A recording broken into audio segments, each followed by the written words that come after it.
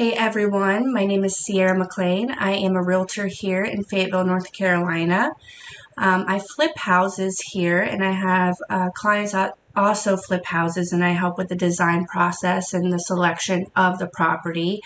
I get a lot of questions about how to flip houses. That's just a very popular question that I get. So I figure I start a video series on helping people that want to start flipping houses, if you're an agent or a buyer, and making the right selection and starting your whole flipping journey. So we have a property here that is a personal friend of mine, and it was rented out for years, and the tenants did a bit of damage to it.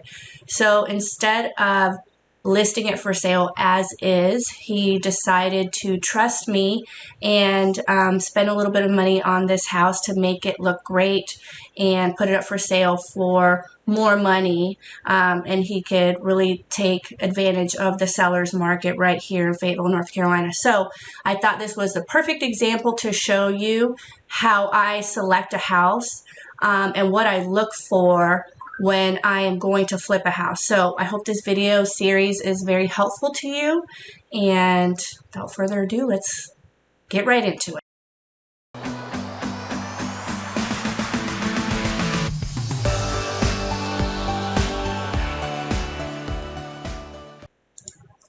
Okay, so I am going to show you what I look for in a flip house. All right, so the major components that I'm looking for is the roof condition, the structural integrity of the property, and the air conditioning unit, because those are the most expensive items. I am not a general contractor, I am not a handyman, nor am I a structural engineer. But this house, it was built in 2005, so I don't want to say it's newer, but it is new-ish in real estate world. So the roof looked good. I didn't see any missing shingles, maybe just a couple, but nothing that concerned me. This house is on a slab foundation, which means that you don't have to crawl underneath the house. So let me just pause that really quick for anybody who knows. There's two types of foundations here. There's a crawl space and there's a slab foundation. A slab foundation means that all of your the plumbing is in the concrete. There's nothing that you don't have to crawl underneath the house and worry about moisture issues that can come with crawl spaces. Sometimes with those moisture issues come termites, and it could be an expense that you know nothing about, and it could just add up really quickly. So this house being on a slab is a plus side, especially if you're a beginner. Going into the backyard, no trees that we need to worry about. It's in an HOA subdivision, so there's nothing that we really need to worry about with any, fence being knocked over or anything like that. This would scare a lot of people off. It's very ugly, yuck, but pressure washing is magical. It works wonders here, and I do hire a professional pressure washing company to come out and do a whole house cleaning. I see a couple pieces of vinyl siding that are broken, but nothing of concern to me here. Some holes in the yard that the dogs have dug up, but other than that, it looks structurally sound to me, so I'm very excited about that. And that's what you need to look for in a flip house. All right, so next thing, I'm just going through the interior of the house and seeing what it needs. Missing doorbell, those are always fun. Okay, so the tenants smoked in this house. It stinks. I'm looking for ugly. Okay, I'm looking for ugly. I'm not looking for, and I'm looking for anything that stands out that's going to turn me away from purchasing this house.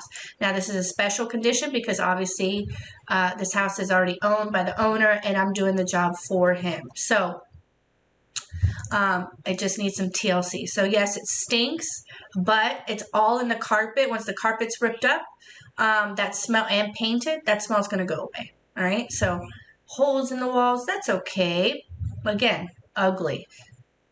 Or is the ceiling falling down? Is there any concern here? Not that I see. All right, so you want to go in to your first flip here, basically cosmetic. So here's the kitchen. Here, let me see if I have a better view of the kitchen. Here we go. Okay.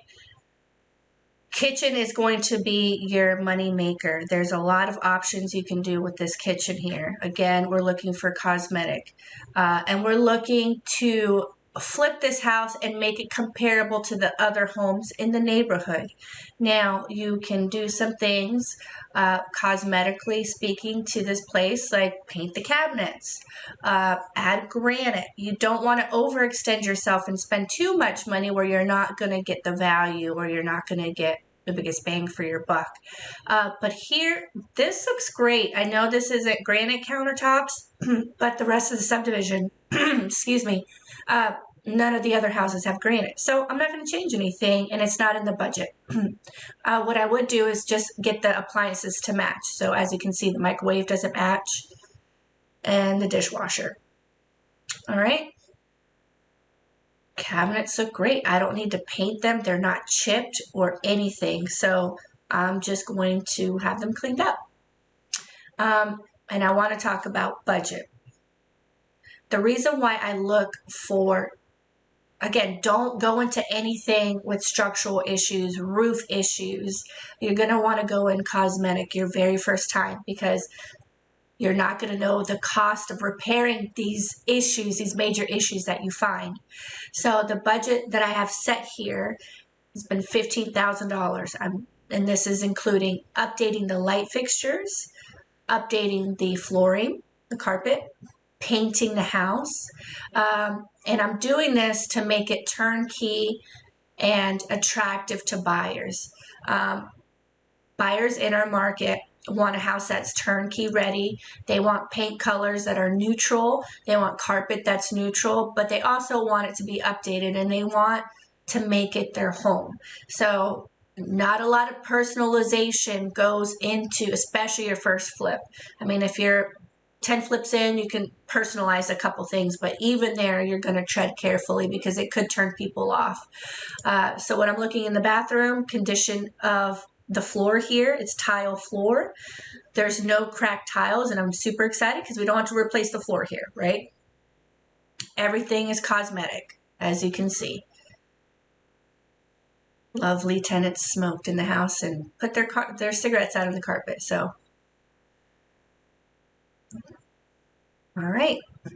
So, just talking about pointing out some things in this video, like the handles and stuff like that. Again, cosmetic, we're going to change those out. Now, there is going to be a thing of concern here that I'm going to point out. But if my seller were to put this house on the market as is, we would have priced it at $185,000, $190,000. But with our $15,000 budget, we're going to put this house, we're going to list it at $230,000. So that's a $40,000 difference, and it's going to net them an additional $25,000. So as you can see, it was the right choice to spend 15 grand to list it at 40 grand higher. But this is one thing that's of concern. Again, something that I don't know about, and we're going to see it here in just a minute. It's going to be a leak in the ceiling. And another thing is cost. Like, how much does that cost? That comes with experience and time. But if you want to know what flooring costs, get an estimate at your house. How much new carpet would cost. Get a painter at your house. And so you can kind of gauge how much these things are going to cost you. Are you going to be doing the work yourself? Are you going to be hiring professionals?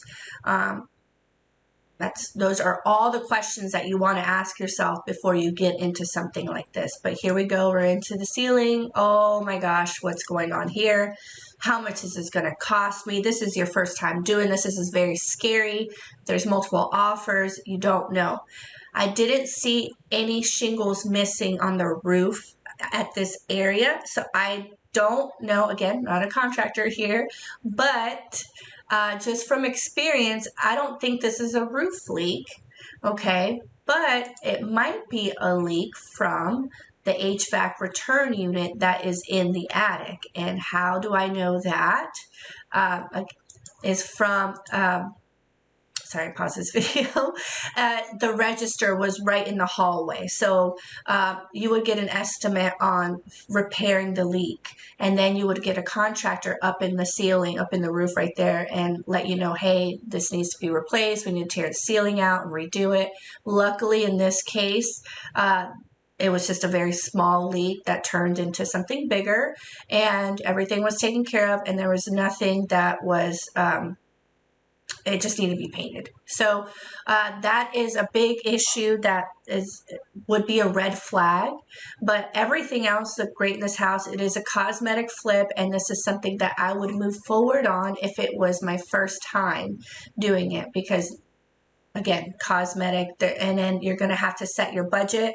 The budget's 15 grand that we put here. We're under budget, but that actually gave us some room for repairs. So when a buyer does buy this home, there's going to be they're going to do a home inspection. There's going to be repairs that come up, and we're going to have the extra money to make those repairs. So you also need, a buffer, and depending on, the condition of the house, how much is that buffer going to be, and in the market, so that's the takeaway from this house. The next video we're gonna see is me doing a list of materials, going to Lowe's and shopping, and then we're gonna go into the design part of it. So I hope you found it educational, and I will see you on the next video, and it'll be a lot shorter than this one.